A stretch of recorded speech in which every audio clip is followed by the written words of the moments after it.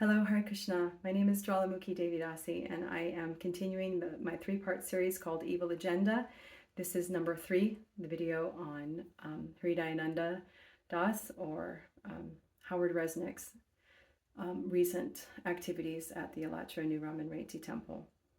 Now, I had scripted the other two, and this third one I am going to just kind of wing it because it's very difficult to put your finger on exactly an objectionable statement that he makes, although there are very many. And the reason I say that is because he's a very, very intelligent man who uses his intellect in a way that leads to confusion about what the head and the ears are hearing and what the heart knows to be true. Something's wrong. It's not right. So many people in our ISKCON society right now, or in the ISKCON society right now, because right now I can't be a part of it. In fact, I'm banned. And I like it that way because I don't want to be complicit. I don't want to be compliant with what's going on there. But so many people are finding out about the horrific abuse of the children that went on and is still being covered up, and how many are coming forward with their stories, and how the authorities are still trying to make excuses or cover up for. And people are wondering what's happening, what's going on. But Krishna's timing is perfect. Everyone who is sincere will get the results of their sincere prayers. And our sincere prayer has been, my dear Lord, even though we can cry tears of compassion for these errant souls who have hurt us so grievously, who have abused us so grievously, please, for the sake of the truth being known, let them be caught with their pants down so that everyone can really know who's who. And I'm paraphrasing here, but there's a very powerful quote by Srila Bhaktisiddhanta Saraswati Thakur where he says that after the time of Chaitanya Mahaprabhu, those who were faithful to him remained separate from the non-devotees. And seeing this, Kali sent his most empowered agents, and so expert did they appear in their dress and in their devotion that only the pure devotees could tell who they were. So it's no one's fault that we have not been able to ascertain who's who, because Kali is very powerful. He's an empowered agency of Krishna, and he has a thankless task that he performs.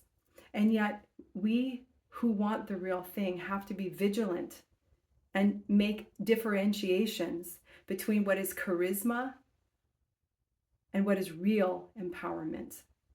And so back to what happened recently, again, I am banned from the temple. I don't go. I'm happy about that. We have weekly programs or bi-weekly programs where we celebrate all of the festivals, and I feel no lack. In fact, I am so grateful to be surrounded by like-minded devotees who just want purity in their lives, and that's all. But sometimes I hear things that come from the temple. And so recently we were hearing again that he had given a lecture wherein he was minimizing Hridayananda. Was after some lecture, the mic was still on, and he was minimizing Srila Prabhupada. And I don't even want to repeat his statements. They were so offensive. But again, you can go online and listen to those lectures if you have the stomach for it and find out what he really said there. But in essence, he was trying to present Srila Prabhupada as a conditioned soul, as a person who makes mistakes, and that, he's so advanced that he doesn't need Prabhupada to be a perfect person to know that he was a pure devotee. But what is he doing there? He's actually instilling doubt in the hearts, and he's criticizing those who are holding on to Srila Prabhupada's lotus feet for dear life. And he's trying to create a wedge as if being all about Srila Prabhupada is somehow a bad thing, and that we should instead inform our devotional service through Sanskrit nuances and progressive ideas like, Krishna West. As far as we're concerned, Krishna West already happened. Srila Prabhupada brought Krishna consciousness to the West. If Professor Howard Resnick wants to improve on what Srila Prabhupada gave, he is simply exposing himself as Dr. Frog, unintelligent, and envious. So I've written a few statements here. I will read them, and then I will read some quotes from Chaitanya Charitamrita and Srimad Bhagavatam and conclude the three-part series of Evil Agenda. Concerning Professor Howard Resnick, he is exposing his overintelligence. In many places, Srila Prabhupada condemns what he calls overintelligence. If your gut feels sick when you hear him, don't think that you are being offensive due to your cognitive dissonance. There is something wrong. Again, what Srila Prabhupada says about overintelligence is this. In a letter to Madan Mohan Mohini, Bhaktivedanta Manor, Madana Mohini. I'm sorry, I misread that. Letter to Madan Mohan Mohini. I did read it right. Bhaktivedanta Manor, 19 of August, 1973. Please accept my blessings. I beg to acknowledge receipt of your letter dated August 13th, 1973. I thank you very much for your kind sentiments. And here it is. To be a fool before the spiritual master is a very good qualification. It is not a good qualification to be over-intelligent before the spiritual master. Even Lord Chaitanya presented himself as a fool before his spiritual master. There is no need to misinterpret or find fault, to quote, improve or modify what Srila Prabhupada gave us or try to step on his head. We need only adopt the mood of humble servants and receive what he gave us in both his mood and his teachings. That is real intelligence. Srila Prabhupada is a pure devotee. Srila Prabhupada's opinions on any subject matter, either material or spiritual, therefore, necessarily reflect his purity of vision. He is directly in constant and perfect communication with Supersoul. He is not to be seen as an ordinary man ever. His dealings in the material world are exemplary. Anyone serious about getting out of the material world must take his precepts and opinions as Shastra. That is the mood of the properly situated follower and disciple of Srila Prabhupada. But Hridayananda Das, or Professor Howard Resnick, talks out both sides of his mouth. He both glorifies Srila Prabhupada and then minimizes him. Basically, what it does is it shakes people so that they doubt themselves. Did he glorify Srila Prabhupada, or did he just say something really offensive? He flops this way, he flops that way, and what it does is it instills doubt. But one thing you're really sure about is, wow, he's so intelligent. Did I really understand him properly? And now you no longer have your faith in Srila Prabhupada, or at least there's a chink of doubt there. He gives arguments and counter arguments and leaves one feeling like, where's the floor? He lacks transparency. Srila Prabhupada gave him so many opportunities to take good instruction, but what has he done? He has taken everything in another way. His intelligence is many-branched and bifurcated. On one side, glorifying the spiritual master, and on the other side, speaking envious interpretations of his words. And what's really awful about this is that there are so many sincere people coming to find relief from the material world. They're coming to the Krishna house, they're coming from all over the place, and they find somebody who's so learned in Shastra, and they think, oh, wow, this is it, we're going to hear. But they're younger, they're newer, they're more gullible, and he has them criticize and doubt the older Srila Prabhupada disciples, people who mockingly call them Prabhupada fundamentalists, or people who are all about Prabhupada. He has them see them as less than, as somehow archaic or old dinosaurs. And that the real way to be Krishna conscious is, the cutting edge of, interpreting Shastra according to this way or that way, and wearing khaki pants, or doing this or that, or, like as if he was improving on Srila Prabhupada's message, when in fact, quite the opposite is the fact.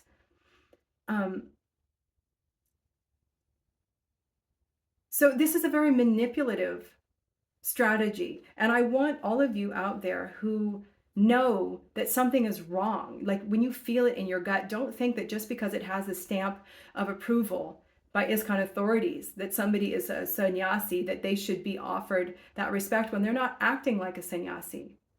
I mean, recently there was this online expose of all the child abuse that is going on, and what's happening with Bhakti Vijayapurna's so-called Swami, and how all of those horrible truths are coming out. And then some other sannyasi commented, oh, well, if he's removed, then I can't provide, he's a sannyasi, and, yes, abuse is bad, but also abuse of a sannyasi is bad. And I can't support this financially. And I'm just shocked. I'm just like, what has happened? What has happened? A sannyasi means completely surrendered with body, mind, and words. If somebody is abusing another human being, a child, a woman, they're not a sannyasi. They're a Kali Chela. They're an agent of Kali within our midst. They are not a sannyasi and should be given no respect. And that is another reason why I'm calling them by their legal names, because I feel so disturbed that these beautiful names are being so disrespected by their envious activities. And I feel that they should be called by their secular names, because that's what they are. That's what they've become, just ordinary. And so, and then the other part of that was that, I can't financially support this, right? What is a sannyasi doing with finances? It's become an ecclesiastical position. It's not actually the right way of going about Vedic culture. And all of this is going on, and sincere and honest devotees want to be able to believe. They want to be able to go to the temple. They want to have a spiritual life. They want to have a community. And now what's happening is the avalanche of the facade crumbling is happening. And I'm making these videos to give people, sincere people, faith that the mission of Srila Prabhupada is alive and well, but the organization is being exposed for the immense infiltration that has happened. And I don't want you to throw the baby out with the bathwater or become confused or have any doubt whatsoever in Srila Prabhupada and his words, because that is your lifeline back home, back to Godhead. And there are many sincere devotees who are qualified to give you shelter, Srila Prabhupada disciples, but you have to trust your connection with his divine grace and step up and cast out anything that is of lower vibration that doesn't serve you if you've gone off track. So, and what we do is we come together on a weekly basis and we just chant Hare Krishna, so simple. And we read from Srila Prabhupada's books, and that nourishes us so deeply. And there are those of us who have taken initiation, and it works. It actually works. Transcendental realization is going on. It is alive and well. And you can do that in your own little pockets of community. You can take part in the Daivi Varnashram. And you need to understand that this organization is no longer the body of Srila Prabhupada. It's disease, just like a cancer patient. If the cancer spreads, the soul leaves the body. Don't be sentimentally attached to a power structure that has become demonic. So what I heard last week was that Hridayananda, Howard Resnick, had given some lecture wherein he essentially stated that Srila Prabhupada's books didn't really do that much, and or it's not always appropriate to distribute his books and do Harinam Sankirtan. And it's like, wait a minute, what? So I was really pleased to hear that the temple president actually banned him from giving class for a year. And I thought that was a great use of her banning propensity. So kudos on you. Thank you for that. And I wanted to say that Krishna is always guiding us. So we're talking about these things happening. How are we going to carry on this movement? How are we going to get this message out? How are we going to inspire those of you who may be feeling challenged right now with all the truths that are coming out? How are we going to inspire you to continue your devotional service? So Krishna is always present, and he speaks to us through Srila Prabhupada's book. So we were reading on Wednesday this wonderful purport, which I'm going to share with you in conclusion. But before that, a very relevant, one of my very favorite parts of Srimad Bhagavatam is the introduction, or the preface actually. And here it says, human society at the present moment is not in the darkness of oblivion. It has made rapid progress in the field of material comforts, education, and economic development throughout the entire world. But there is a pinprick somewhere in the society at large. And therefore, there are large-scale quarrels even over less important issues. There is need of a clue as how humanity can become one in peace, friendship, and prosperity with a common cause. Srimad Bhagavatam will fill this need, for it is a cultural presentation for the re-spiritualization of the entire human society. Don't tell me that it is ever inappropriate to distribute Srila Prabhupada's books. In fact, it's the only need that the society has, is to have one of Srila Prabhupada's books in their hand with examples of the living, breathing, walking devotees of the Lord who have become Bhagavatas, who know the truth beyond a shadow of a doubt, who take their authority from Srila Prabhupada's mood and carry on his mission in that way. Srimad Bhagavatam should be introduced also in the schools and colleges, for it is recommended by the great student devotee Prahlad Maharaj in order to change the demonic face of the society. We have to change the demonic face of the society, and it's not going to happen if we're sitting and listening to demons give class and minimize Srila Prabhupada and try to destroy everything that he gave us. Disparity in human society is due to lack of principles and a godless civilization. There is God, or one Almighty, from whom everything emanates, by whom everything is maintained, and in whom everything is merged to rest. Material science has tried to find the ultimate source of creation very insufficiently, but it is a fact that there is one ultimate source of everything that be. And this ultimate source is explained rationally and authoritatively in the beautiful Bhagavatam, or Srimad Bhagavatam. And it ends, the preface, I'm skipping some parts, it ends here. And I'm going to address this to Professor Howard Resnick and to Bob Cohen.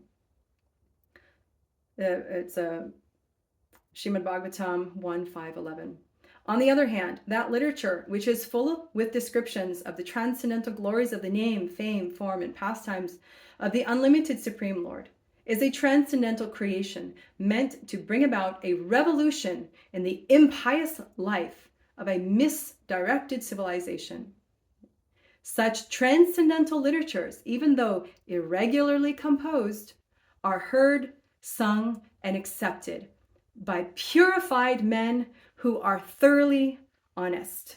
By purified men who are thoroughly honest. Therefore, there is no need for Mr. Bob Cohen, Brahmatirtha Das, Hridayananda, Mr. Howard Resnick, to ever give a class on Srimad Bhagavatam again.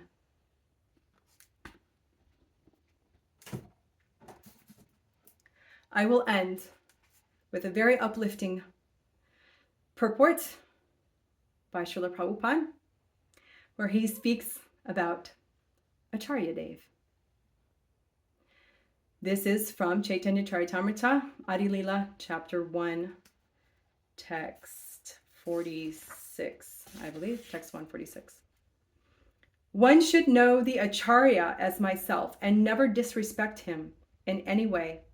One should not envy him, thinking him an ordinary man, for he is the representative of all the demigods. This is a verse from Srimad Bhagavatam 11:17-27, spoken by Lord Krishna when he was questioned by Uddhava regarding the 4 social and spiritual orders of society. He was specifically instructing how a brahmachari should behave under the care of a spiritual master. A spiritual master is not an enjoyer of facilities offered by his disciples. He is like a parent. Without the attentive service of his parents, a child cannot grow to manhood.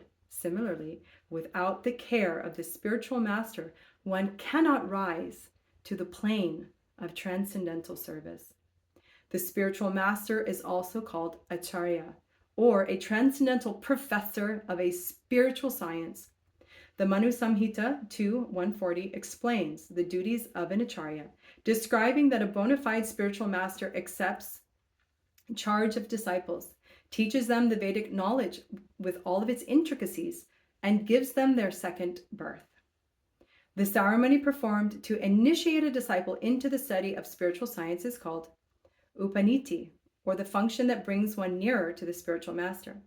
One who cannot be brought nearer to a spiritual master cannot have a sacred thread, and thus is indicated to be a Shudra. The sacred thread on the body of a Brahmana, Kshatriya, or Vaishya is a symbol of initiation by the spiritual master. It is worth nothing if worn merely to boast of high parentage.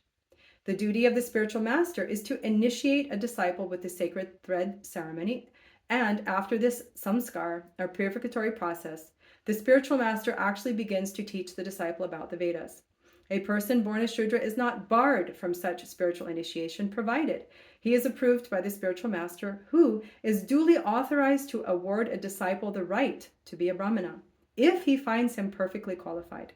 In the Vayu Purana, an Acharya is defined as one who knows the import of all Vedic literatures, explains the purpose of the Vedas, abides by their rules and regulations, and teaches his disciples to act in the same way.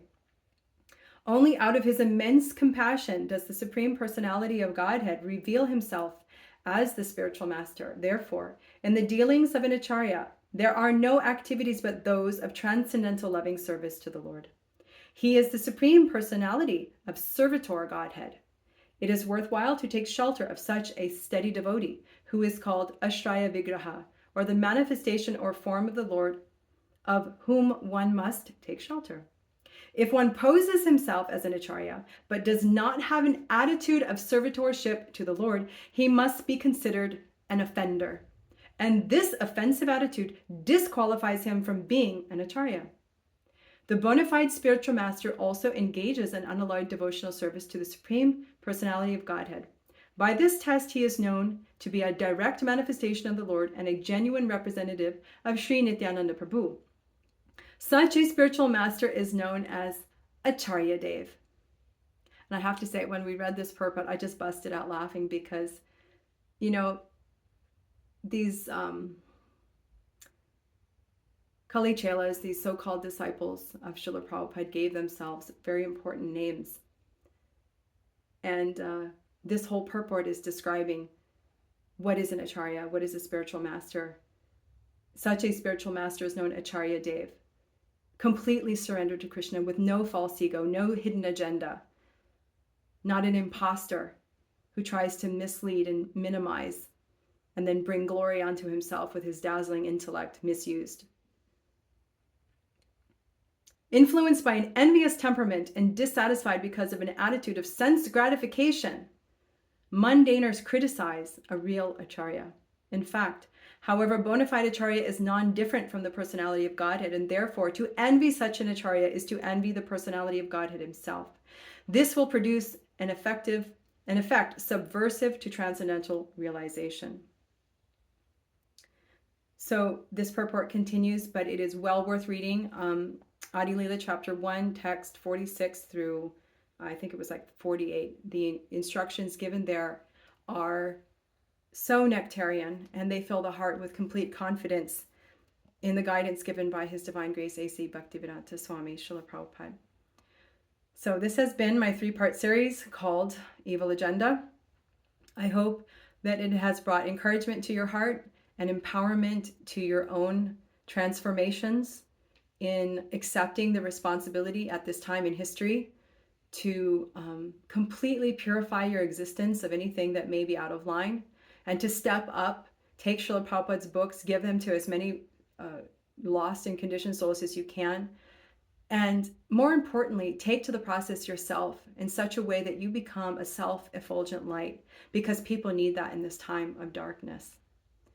Again, thank you for listening. This is Jwalamukhi Devi Dasi, humble servant of the servant of Kamar Prabhu and us at Purely Prabhupada. Hare Krishna.